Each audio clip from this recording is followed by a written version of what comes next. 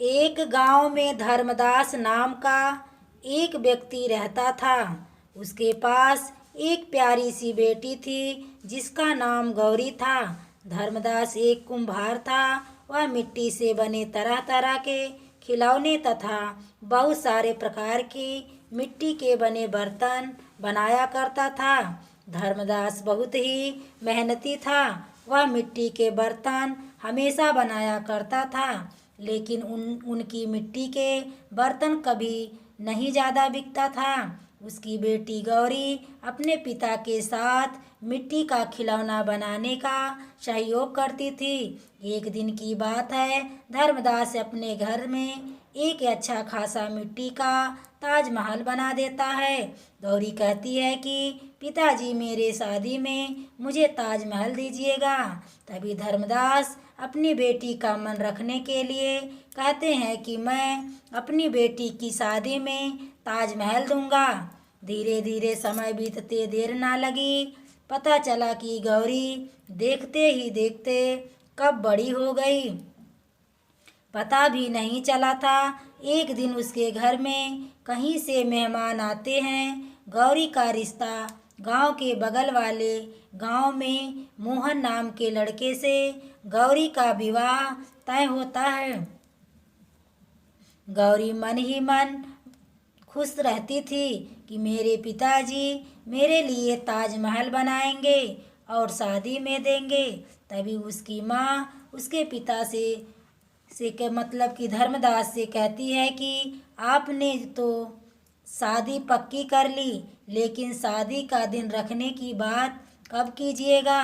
धर्मदास कहते हैं कि मैं मोहन के पिताजी से मिला और गौरी की शादी की तारीख फिक्स करने की बात कही, लेकिन लड़के के पिताजी कुछ नहीं कहते हैं। बात करने पर बात को टाल मटोल करते रहते हैं। गौरी के पिताजी गौरी की माँ से कहते हैं कि ठीक है, मैं आज ही मोहन के गांव जाऊंगा और उनके पिताजी से मिलूंगा। अपनी बेटी की शादी के बारे में उनसे बात करूंगा। वह अगले दिन ऐसा ही करते हैं। वह मोहन के घर जाते हैं, उनके पिताजी से बात करने का प्रयास करते हैं, लेकिन मोहन के पिताजी बात करने से मना कर देते हैं। कहते हैं कि मैं अपने बेटे की शादी बिना दहेज के नहीं करूँगा। तभी धर्मदास जी कहते हैं कि जिस समय आपने शादी की बात करने आए थे, उस समय तो किसी प्रकार का कोई दहेज की बात नहीं किए थे। तभी मोहन के पिताजी कहते हैं कि सही बात सही समय पर किया जाता है और यह बात करने के लिए अभी सही समय है। तभी गौरी के पिताजी प्यार से कहते हैं कि अच्छा बताइए, आपको दहेज में क्या क्या चाहिए। तभी मोहन के पिताजी एक लंबी चौड़ी लिस्ट देते हुए कहते हैं कि मुझे दहेज में 2 लाख रुपया, एक गाड़ी, ढेर सारा सामान चाहिए। यह सुनकर धर्मदास जी चौंक जाते हैं। इतने पैसे कहाँ से लाऊंगा। फिर लड़के के पिता ने कहा कि अगर तुम इसे दे पाओगे तो ठीक है, नहीं तो रिश्ता किसी भी तरह से नहीं हो पाएगा। गौरी के पिताजी दुखी होकर अपने घर की तरफ चल पड़ते हैं, लेकिन रास्ते में बारिश होने लगती है। वह एक चौराहे पर रुक जाते हैं और बारिश खत्म होने का इंतजार करने लगते हैं। उन्होंने देखा कि एक भिखारी बारिश में भीग भीग कर भीख मांग रहा था। तभी धर्मदास जी कहते हैं कि तुम इतनी बारिश में भीग कर भीख क्यों मांग रहे हो?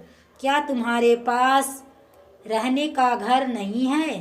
तभी वह भिखारी कहता है कि मेरा घर नहीं है, मैं बस हमेशा एक वक्त की रोटी की जुगाड़ कर लेता हूँ, इससे मेरा काम चल जाता है।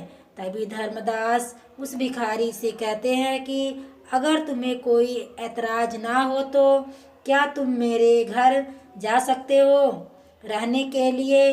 मैं तुम्हें खाने का प्रबंध भी करा दूंगा तथा साथ में सोने और रहने का भी प्रबंध करा दूंगा।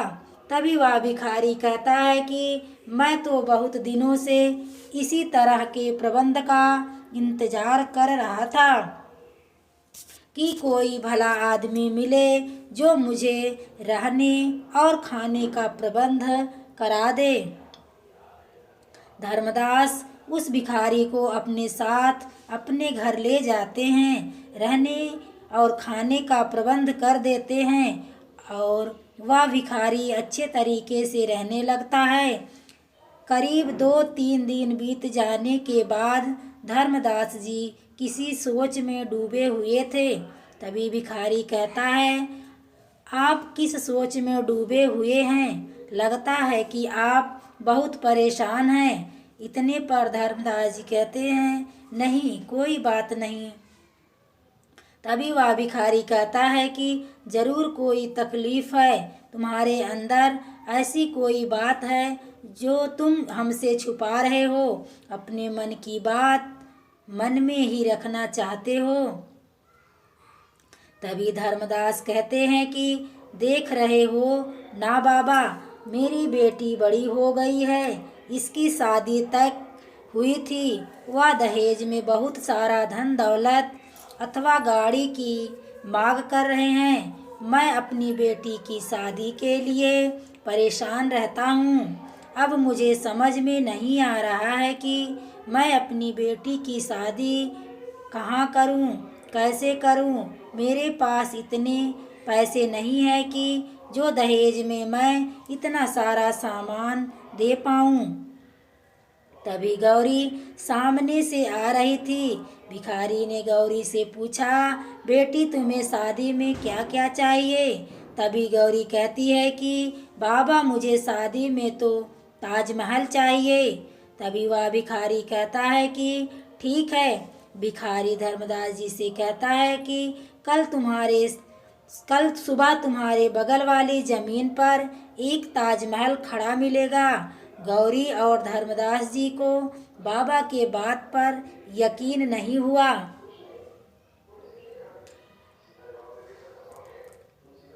लेकिन अगली सुबह जब उन्होंने सोकर उठा तो देखा कि उसके घर के बगल वाले जमीन पर एक बहुत ही बढ़िया और सुंदर ताजमहल बना हुआ है। तभी सब मिलकर उस बाबा के कमरे जाते हैं और उन्होंने देखा कि बाबा वहाँ से गायब है, परंतु जहाँ बाबा रहता था वहाँ पर एक घड़ा रखा था। जब सभी लोग उस घड़े के पास जाते हैं तो बर्तन से आवाज़ आती है।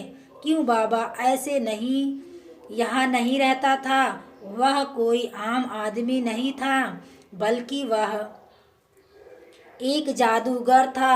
आप लोगों के लिए यह बर्तन देकर गया है। आप लोगों को जब भी किसी चीज़ की ज़रूरत हो तो एक कागज़ में लिखकर इस बर्तन में डाल देना। फिर देखते ही देखते पूरे गांव में शोर हो गया। हर जगह धर्मदास जी के बारे में चर्चा होने लगी। कोई इधर से सोचता है कि हम गौरी से शादी कर ले, कोई उधर से सोचता है हम गौरी से शादी कर ले, हमें ताजमहल मिल जाएगा। जब यह खबर मोहन के पिताजी सुनते हैं तो वह भी तैयार हो जाते हैं, लेकिन धर्मदास जी ऐसे लोगों से अपनी बच्ची की शादी नहीं करना चाहते थे, क्योंकि एक बार धोखा दे चुके थे। अब वह किसी भी प्रकार का रिस्क नहीं लेना चाहते थे और उन्होंने एक अच्छा सा लड़का देखकर गौरी की शादी करा दी और दहेज में उन्हें ताजमहल भी दे दिया। बूढ़े बाबा जादूगर की ताजमहल एक जगह से दूसरी जगह ले जाया जा सकता था। इस प्रकार गौरी ताजमहल में बैठकर विदा हुई। दोस्तों, कहानी पसंद आई हो तो प्लीज़ वीडियो को लाइक करें। चैनल पर पहली बार आए हो तो चैनल को सब्सक्राइब करें ताकि हम आपकी सेवा में ऐसी ही कहानियाँ लेकर उपस्थित रहें। आगे के नोटिफिकेशन के लिए बेल आइकन को ज़रूर प्रेस करें। धन्यवाद।